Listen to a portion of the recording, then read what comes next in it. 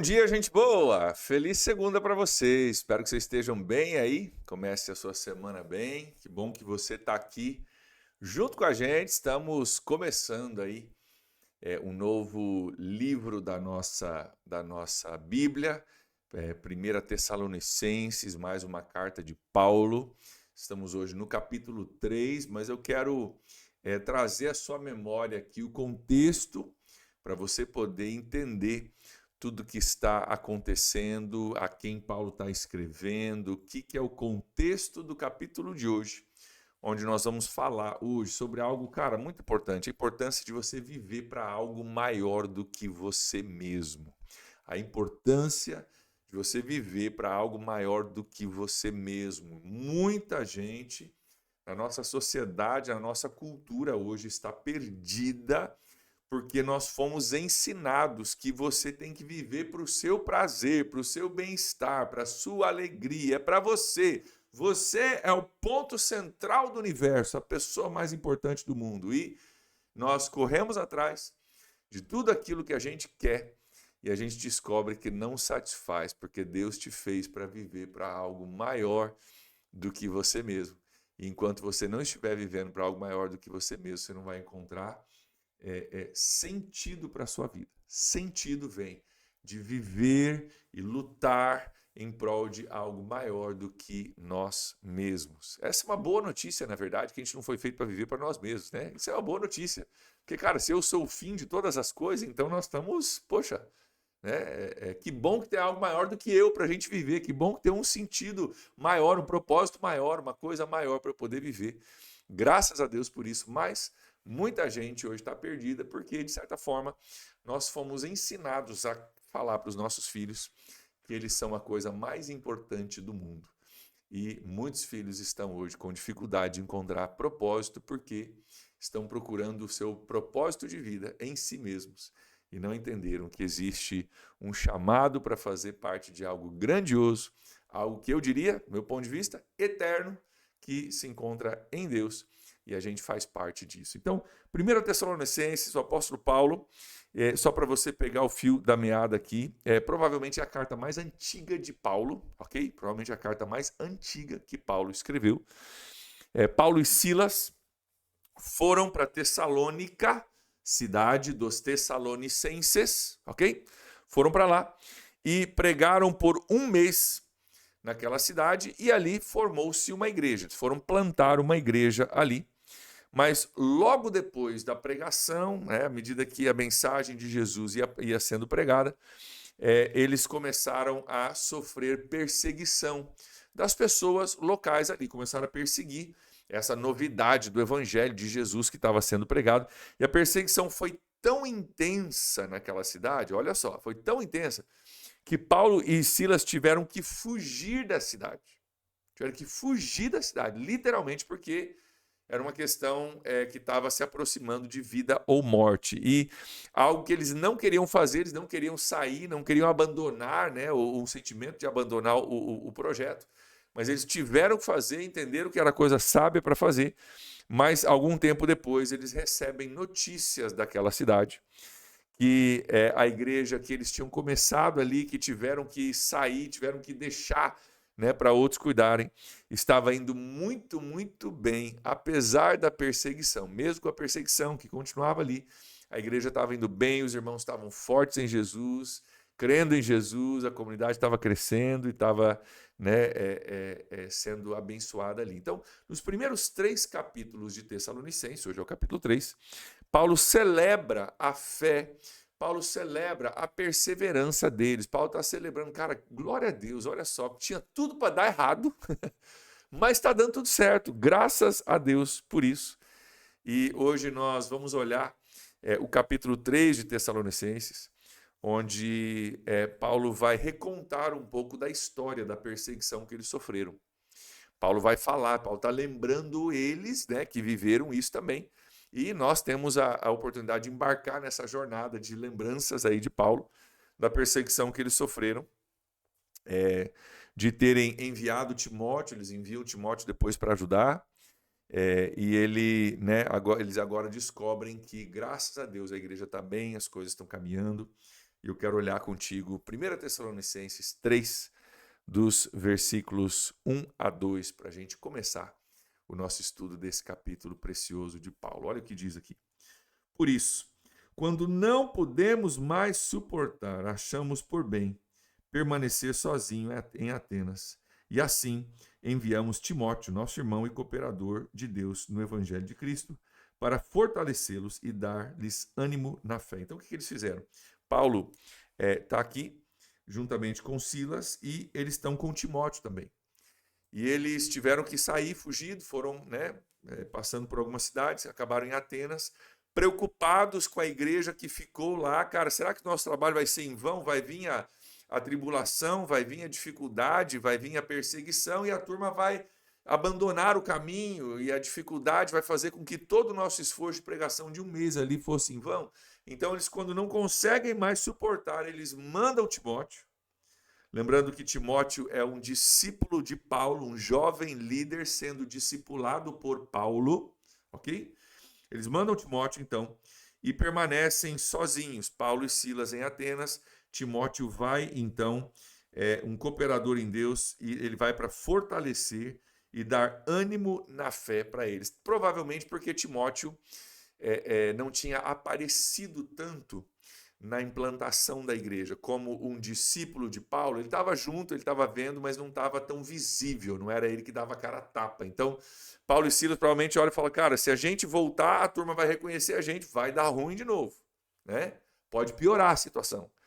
Então, vamos mandar alguém que é discípulo de Paulo, alguém que é forte na fé, alguém que é um pregador do evangelho, mas que talvez não seja tão conhecido, né?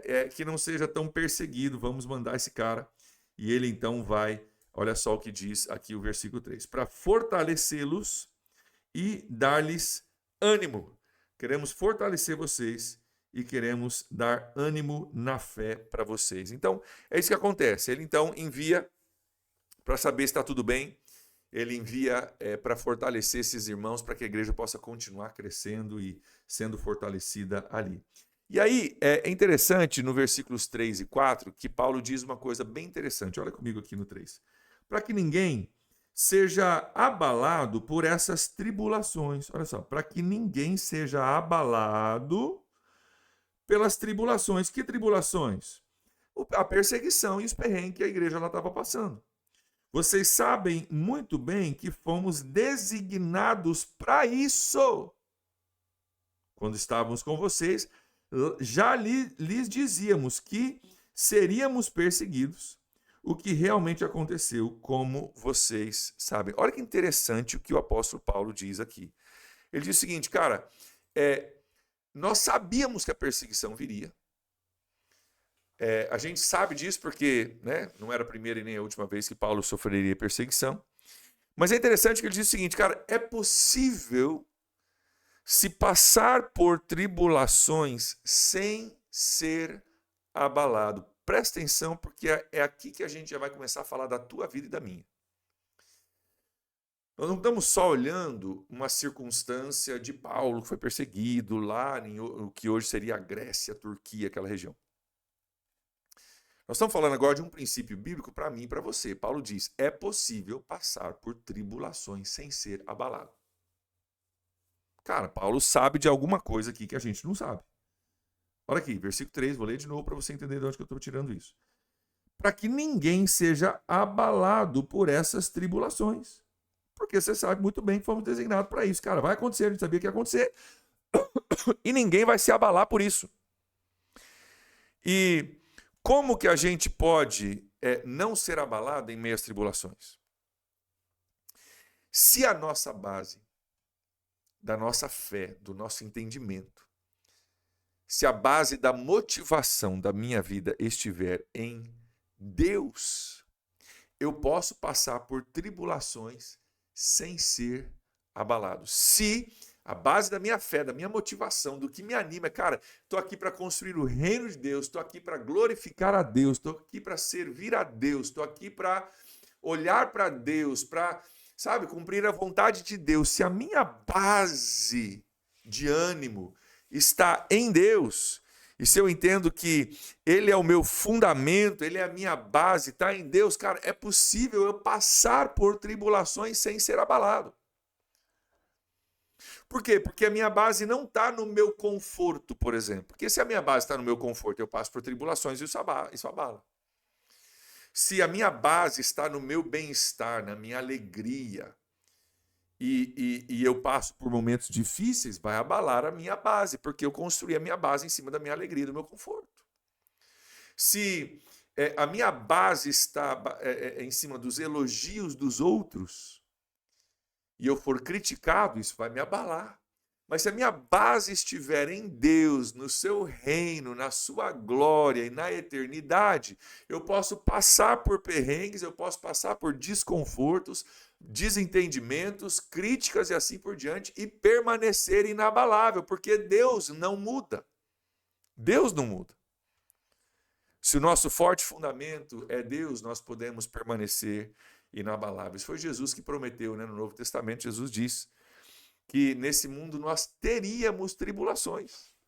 Diz, cara, nesse mundo vocês vão ter aflições, vão ter, faz parte da realidade. Cara, isso vai acontecer. Paulo diz isso no versículo 4. Você sabe muito bem que fomos designados para isso. Paulo fala, cara, a gente já sabia que isso ia vir. Mas o que Jesus diz naquele famoso versículo? Neste mundo tereis aflições, mas tenha bom ânimo. Fica tranquilo, não se perca, não se permita abalar. Por quê? Porque eu venci o mundo, Jesus diz. Se a tua base, se a tua fé estiver construída em mim, sobre quem eu sou, e você estiver olhando para mim, cara, você vai passar por tribulação, mas não vai te abalar, porque os teus olhos não estão no seu conforto, nem no seu bem-estar, nem no seu orgulho, nem no que as pessoas pensam de você. Sua base está em Jesus Cristo. E isso te ajuda a permanecer inabalável em meio às circunstâncias. Mas existem algumas coisas que acontecem ao longo do caminho que vêm para nos tentar, vêm para nos seduzir. Quero ler para você o versículo 5, porque, cara, só o versículo 5 a gente podia passar o nosso devocional todo aqui falando a respeito dele. Olha o que Paulo diz aqui no versículo 5. Diz assim: quando estávamos com vocês, já lhes dizíamos que seríamos perseguidos. Perdão, esse é o versículo 4, tá? E o que realmente aconteceu, como vocês sabem. Então, cara, a gente já sabia que ia ter perseguição e aconteceu. Olha só, por essa razão, versículo 5. Não suportando mais, enviei Timóteo para saber a respeito da fé que vocês têm. A gente já sabe disso aqui. Ele mandou Timóteo ali no versículo 2. Olha só. A fim de que o tentador, presta atenção, não os seduzisse, tornando inútil o nosso esforço. Gente, presta atenção nessas três palavras aqui, ó. A fim de que o tentador não os seduzisse, tornando inútil o nosso esforço. Paulo está dizendo uma coisa muito, muito séria aqui e muito importante. Ele está dizendo que o seguinte, que uma das estratégias do inimigo como tentador, né, aquele que nos apresenta oportunidades que parecem ser boas, mas nos distanciam dos propósitos de Deus. Esse é o tentador, né? Apresenta oportunidades que parecem ser boas, mas que nos distanciam dos propósitos de Deus. Diz que como tentador, ele vai tentar nos seduzir para fazer com que a obra de Deus em nós seja inútil. Presta atenção, isso aqui é uma chave para a nossa vida. Que a gente podia passar amanhã falando. Paulo diz, a minha preocupação, cara, eu mandei Timóteo, eu não aguentava mais, eu estava preocupado, eu já não conseguia mais parar de pensar em vocês, eu mandei Timóteo para saber como é que vocês estão, porque o que eu queria saber? Eu queria saber se o tentador seduziu vocês de forma que que o trabalho todo se tornasse inútil. Presta atenção, ainda hoje o tentador seduz a mim e a você. Para que o trabalho de Deus em nós se torne inútil. Ainda hoje o tentador seduz a gente, puxa a gente. Seduzir é você apelar para os sentidos da pessoa, para puxar ela para longe daquilo que é o correto. Ainda hoje o tentador, ele apela para os seus sentidos e para os meus sentidos, sejam eles quais forem, para nos puxar para longe das coisas de Deus, para que a obra de Deus em nós se torne inútil. Deixa eu dar alguns exemplos de como isso funciona, porque talvez a gente pensando aqui na palavra sedução, normalmente a gente liga isso a uma questão de sexualidade, e com certeza pode ser isso, mas não é só isso. A sedução pode ser, como já aconteceu com algumas pessoas que já testemunharam isso para mim, de, cara, o cara tá voando com Jesus, mas tá voando, voando. O cara decolou, o cara tá voando, ele e Jesus. Aí aparece aquela proposta de emprego, né? Ó, você vai lá para Pindamonhangaba, sei lá para onde você vai. Dobro do salário.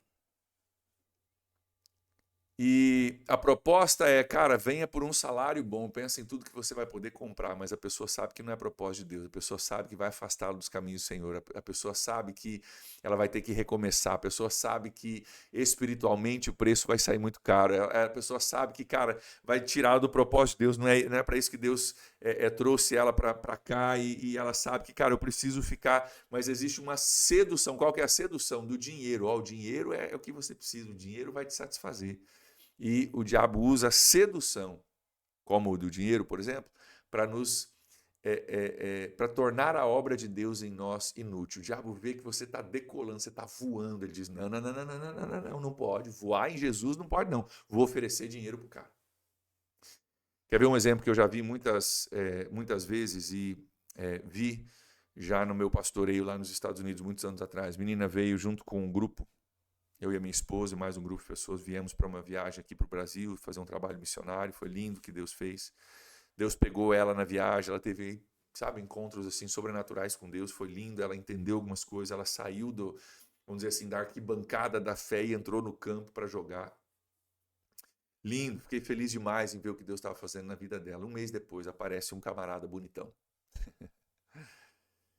E esse camarada bonitão, ele era de uma outra fé, uma fé bem distinta da fé cristã. Ele era muçulmano, fé bem distinta. Mas é um cara gente boa, assim, um cara valores de família e tal. E daqui a pouco aquela menina que estava no campo, saiu da arquibancada, entrou no campo. Daqui a pouco, e ainda hoje, aquela menina, ela não voltou para a arquibancada, ela saiu do estádio. Sumiu.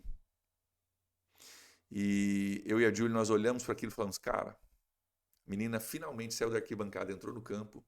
O inimigo, que sabe que ela entrou no campo, mandou um bonitão, gente boa, mas de outra fé totalmente distinta, que não compartilha a fé com ela, justamente para que a fé dela fosse rompida, sabe? Que ela tivesse que lutar entre o bonitão que apareceu e o que Jesus estava fazendo na vida dela. São estratégias do tentador que nos seduz para tornar em nós a obra de Deus inútil. E, queridos, tantas tentações nós vivemos, tantas coisas ele prepara, ele é especialista em saber o que precisa acontecer contigo e comigo para nos seduzir e tornar a obra de Deus em nós inútil. Olha aqui comigo de novo, versículo 5, para você ver como está escancarado na Bíblia para nós aqui. Por essa razão, não suportando mais, enviei Timóteo para saber a respeito da fé que vocês têm, a fim de que o tentador não os seduzisse, tornando inútil o nosso esforço. Queridos, presta atenção na sua vida para coisas que o tentador inclui, coisas que o tentador te oferece, para te seduzir e tornar a obra de Deus em você inútil. Deixa eu te dizer, não há dinheiro no mundo, não há pessoa bonita no mundo, não há, não há o que possa ser oferecido para você que vale a pena você se permitir seduzir a ponto de a obra de Deus em você se tornar inútil. Quer ver uma outra coisa que o inimigo usa, que a gente não pensa que é uma sedução, mas é uma ofensa. Você está voando, cara, em Deus, você está indo na igreja, está voando, cara, Deus está trabalhando, você está orando, você está jejuando, está uma bênção, Deus está falando contigo, você está começando a sonhar com as coisas do reino e você está indo para frente. E daqui a pouco acontece alguma coisa onde alguém te ofende dentro do contexto de igreja. E você fala: cara, se é assim eu não quero mais. E você não percebe que naquela ofensa está uma sedução de Satanás para te tornar inútil, para tornar a obra de Deus em você inútil. E parece tão justificado, né? Porque a pessoa, talvez, de fato, ela te machucou, de fato, ela te ofendeu, ela falou um negócio, cara, que não foi legal. E é verdade, mas por trás da verdade nós temos que entender que espiritualmente tem uma questão espiritual acontecendo. É o que o apóstolo Paulo diz em Efésios 6. Cara, nossa luta não é contra carne nem sangue, mas principados e potestades nas regiões celestiais. Se liga, não morda a isca, cuidado. Para você não morder a isca achando que você está certíssimo e talvez a ofensa seja verdadeira, mas é uma sedução para fazer com que a obra de Deus em você seja inútil. Cuidado, cuidado, cuidado, cuidado. Isso é muito, muito sério. Começa com uma tentação, depois uma sedução que torna em você a obra de Deus inútil. Olha o versículo 6 a 8. O apóstolo Paulo fica feliz de saber que eles não tinham desistido. Olha aqui o que ele diz. Agora, porém, Timóteo acaba de chegar da parte de vocês, dando boas notícias a respeito da fé e do amor que vocês têm. Ele nos falou que vocês sempre guardam boas recordações de nós, desejando ver-nos assim como nós queremos ver vocês.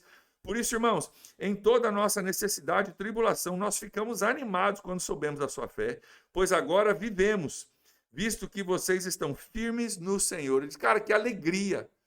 Saber que a nossa dificuldade, tudo que a gente passou não foi em vão, mas que vocês estão bem, que vocês estão fortalecidos. Saber que vocês não desanimaram, animou a gente. Glória a Deus por isso. E ele termina aqui com uma oração, nos versículos 11 a 13. Quero pular para o 11 a 13 contigo, para a gente olhar essa oração que Paulo faz aqui. Olha aqui comigo, versículo 11. Que o próprio Deus, nosso Pai e nosso Senhor Jesus Cristo, primeira coisa, prepare o caminho até vocês. Que o Senhor, segunda coisa, faça crescer e transbordar o amor que vocês têm uns para com os outros e para com todos, a exemplo do nosso amor por vocês. Que o amor de vocês aumente. Em terceiro lugar, que ele fortaleça o coração de vocês para serem irrepreensíveis em santidade diante de nosso Deus e Pai, na vinda do nosso Senhor Jesus Cristo com todos os santos. Olha que interessante. O que Paulo fala aqui. Ele fala, cara, que nosso Deus e Pai prepare o nosso caminho até vocês. Por quê? Porque eu quero estar com vocês. Relacionamento com Paulo. Que faça amor, crescer o amor de vocês, transbordar o amor que vocês têm um para com os outros. Que o relacionamento com Paulo, eles possam se ver. Que o relacionamento uns com os outros cresça. E que o relacionamento com os de fora também, para com todos, a exemplo do nosso amor com vocês. E para com todos, com os de fora também. Uns para com os outros, de dentro da igreja, e com todos, os de fora da igreja. E olha aqui. E fortaleça o coração de vocês para serem irrepreensíveis em santidade diante do nosso Deus. Então, que Deus fortaleça o nosso relacionamento, preparando um lugar para a gente se ver, uma oportunidade de a gente se ver. Que Deus fortaleça o relacionamento de vocês dentro da igreja, de vocês com os de fora da igreja, e Deus fortaleça o relacionamento dele contigo, fortaleça o coração de vocês para serem irrepreensíveis em santidade diante do nosso Deus. Ele fala de 4 aspectos de relacionamento. Com o próprio Paulo que plantou a igreja, com os de dentro, com os de fora e com Deus. Deixa eu te perguntar, duas das principais orações que Paulo faz aqui, que o Senhor faça crescer e transbordar o amor que vocês têm uns para com os outros, e que Deus fortaleça o coração de vocês para serem irrepreensíveis em santidade diante de Deus. Deixa eu te perguntar, você já orou por isso alguma vez? Que Deus te ajude a crescer no amor? Você sabia que tem níveis de amor por aqueles ao nosso redor que só Deus pode derramar sobre o seu coração? Você já orou por isso? Eu quero orar por isso junto contigo hoje, para que Deus possa nos ajudar a crescer no nosso amor e fortalecer o nosso coração. Paulo demonstra, no meio de tudo isso, que ele é grato pela força que ele tem no meio da tribulação. No meio da tribulação, ele está forte. Queridos, essa força que vem de um propósito maior do que o bem-estar de Paulo. Vem um propósito de construir o reino de Deus. E aqui eu volto no nosso tema original hoje, a importância da gente viver para algo maior. A importância de você construir a sua vida em cima de um propósito maior do que o seu conforto. Precisa vir de algo que A nossa estabilidade precisa vir de algo maior do que nós, senão a gente se perde.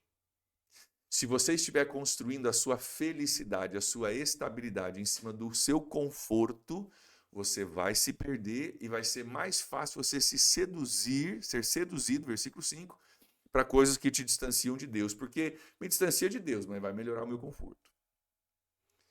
Querido, se você quer viver uma vida inabalável, você vive uma vida buscando servir o reino de Deus, colocando, como Jesus diz, né? Busque em primeiro lugar o reino de Deus e a sua justiça, e todas as outras coisas vos serão acrescentadas. Então você vai ser acrescentado, Deus vai te abençoar, né? A gente tem uma frase no meio cristão que é muito verdadeiro. Tem coisa que só missionário e milionário vive. Tem coisas que só missionários e milionários vivem. Sabe por quê? Porque você vai ouvir, em muitos casos de missionários, pessoas que não têm muito recurso normalmente, tá? Mas que, cara, são presenteados por Deus com coisas que só milionário faz. Sabe? Deus cuida dos nossos desejos, da nossa necessidade, daquilo que a gente quer. Deus abençoa a gente, não há dúvida de que Deus abençoa a gente, mas se você estiver vivendo para o seu bem-estar, para o seu conforto, você vai se perder e você vai ser tentado a se desviar dos propósitos de Deus para você poder ir atrás de uma sedução que apareceu para você. Mas se você quer permanecer firme e inabalável, mesmo em meio às tribulações, às dificuldades, os perrengues, porque a vida, meu querido, ela é feita de altos e baixos. Ela é feita de altos e baixos. Mas se você quer permanecer inabalado, você precisa estar firmado em Deus e vivendo para o propósito de Deus, que ninguém pode desfazer. Força nenhuma no universo pode barrar o propósito de Deus que há de se cumprir sobre o planeta Terra. Eu e você somos convidados a fazer parte disso. Se é isso que você está construindo, pode vir momentos bons e momentos ruins, mas o propósito de Deus será cumprido. Agora, se você está vivendo para o seu próprio conforto, para o seu próprio bem-estar, para o seu próprio bel prazer, como a gente diria, você vai ser abalado. Porque essas coisas, elas vêm e vão. O apóstolo Paulo, ele diz em outro texto que nós já lemos também, já estudamos aqui, né?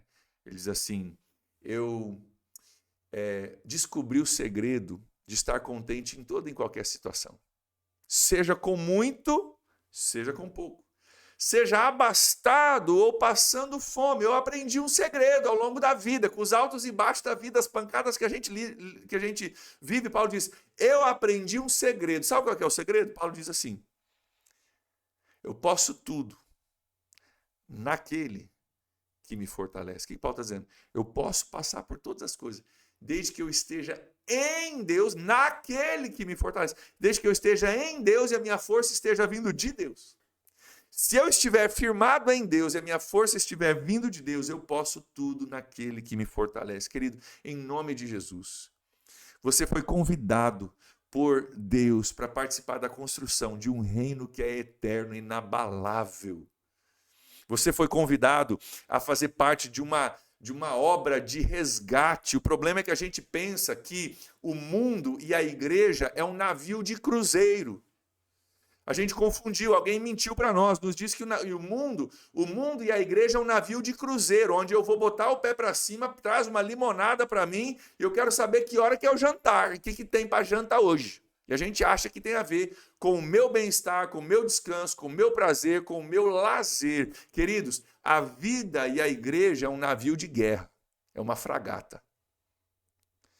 E a guerra é a guerra eterna entre o bem e o mal. A guerra é a guerra eterna pela alma das pessoas. Por pessoas que Deus colocou ao seu redor para você alcançar, pessoas que vão viver para sempre, ou com Deus ou sem Deus, mas vão viver para sempre.